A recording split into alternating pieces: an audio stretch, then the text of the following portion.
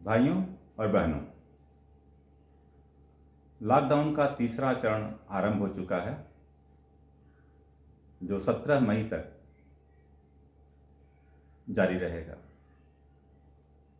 आज एक नई बात हुई कुछ राज्यों में, जिसमें आंध्र प्रदेश, पंजाब, दिल्ली और कुछ राज्यों में मुंबई, शराब की बिक्री शुरू कर दी गई। मैंने आज डिफरेंट टीवी चैनल्स पे देखा जिस तरह दुकानों के सामने भीड़ लग रही है।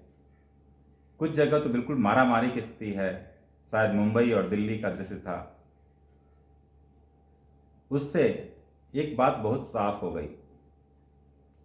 पिछले 40 दिनों का अथक प्रयास, 40 दिनों से भी ऊपर हो चुके हैं, पूरी देश की जनता एक होकर के सोशल डिस्टेंसिंग के जरिए, जो प्रधानमंत्री जी का वक्तव्य था, किसी के द्वारा हम कोरोना को भगा सकते हैं या उसको हम हरा सकते हैं,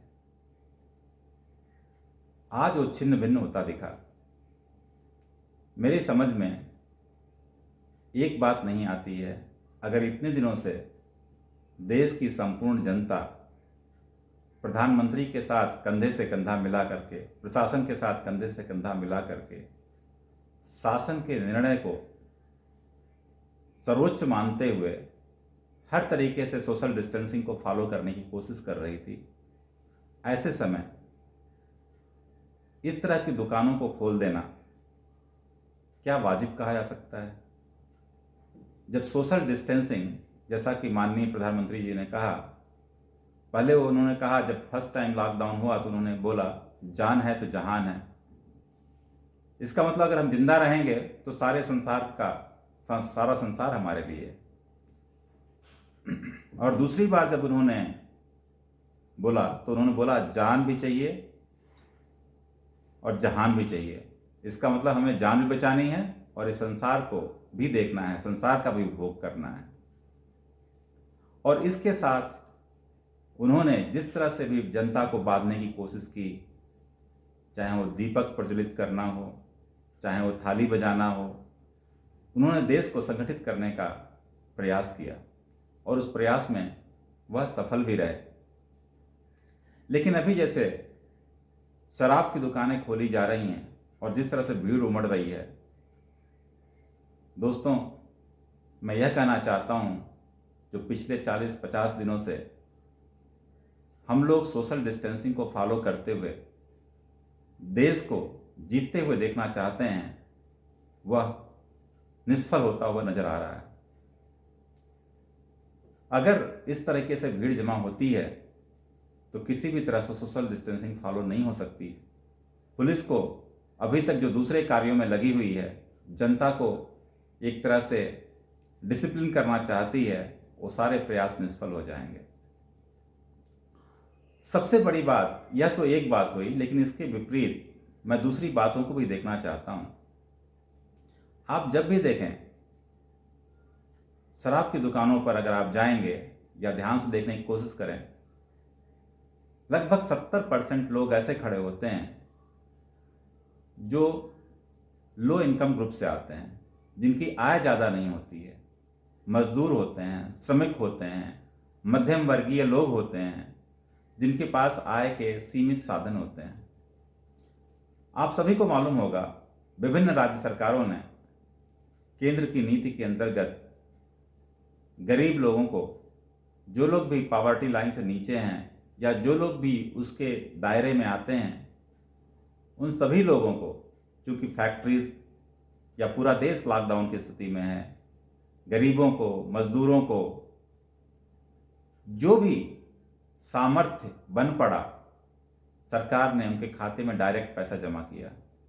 कहीं 1,000, कहीं 2,000, कहीं 3,000, किसी राज्य में 12 किलो चावल, किसी राज्य में 25 किलो अनाज, ये सभी सरकार ने प्रावधान किए। ऐसा प्रावधान सिर्फ इसलिए किया गया जिससे मूल मंत्र जो सोशल डिस्टेंसिंग का है उसको लागू किया जा सके। दोस्तों, जब हम शराब की दुकानें खोलते हैं तो जैसा कि सोशल डिस्टेंसिंग का टोटल एक तरह से ये निष्फल हो रहा है, प्रयास निष्फल हो रहा है। इसलिए यह किसी भी तरह से उचित नहीं कहा जा सकता। दूसरी बात, जो भी पैसा सरकार गरीब मजदूरों के अकाउंट में ट्रांसफ़र कर रही है या खेतिहर मजदूरों के अकाउंट में ट्रांसफ़र कर रही है या उस तरह के लोगों के अकाउंट में ट्रांसफ़र कर रही है जो कमज़ोर तबके के लोग हैं। आप खुद सोचिए, अगर लगभग 70% लोग शराब की दुकानों पर वही लोग खड़े होते हैं जिनकी आय कम है, मुझे बताइए, एक तरफ तो सरकार किसी तरह से पैसा उनके लिए जमा कर रही है खाने पीने के लिए, दूसरी तरफ वो उस पैसे का उपयोग शराब खरीदने में करेंगे, जो भी किसी तरह से उचित नहीं कहा सकता। इसका तीसरा गलत परिणाम क्या होने वाला है? तीसरा गलत परिणाम ये होगा, जब वो शराब पे पैसा खर्च कर देंगे, उनको अपने परिवार पर पैसा खर्च करने के लिए कम रहेगा, घर की स्थिति बिगड़ेगी, कलह होगा, द्वेष होगा और अभी तक जो सामंजस्य परिवार में चल रहा था बिखरना शुरू हो जाएगा।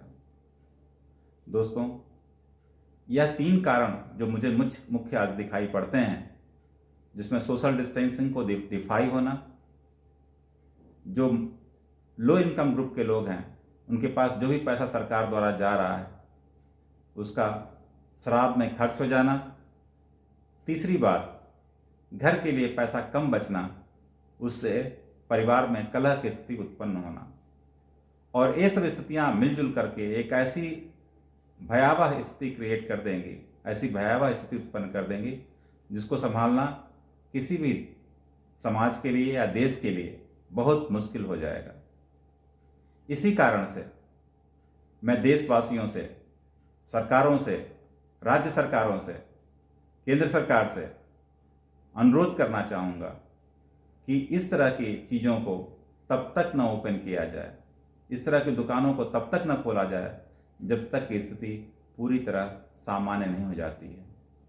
आपको राजस्व का थोड़ा बहुत नुकसान होगा, राजस्व का नुकसान होगा, लेकिन मैं दोबारा कहना चाहता हूँ, प्रधानमंत्री जी की बात पर दोबारा आता हूँ।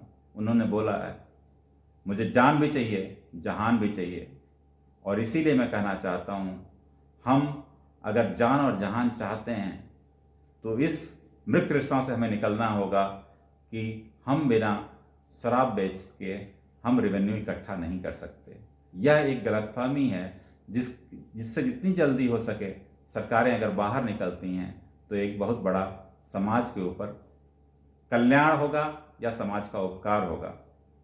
दोस्तों, आप खुद देखना चाहें तो देख सकते हैं, आपके पड़ोस में ऐसे राज्य हैं जैसे बिहार हो गया, गुजरात हो गया, वो लोग शराब की बिक्री में प्रतिबंध है वहाँ, लेकिन उन लोगों की सरकारें सक्षमता से चल रही हैं कि नहीं चल रही हैं।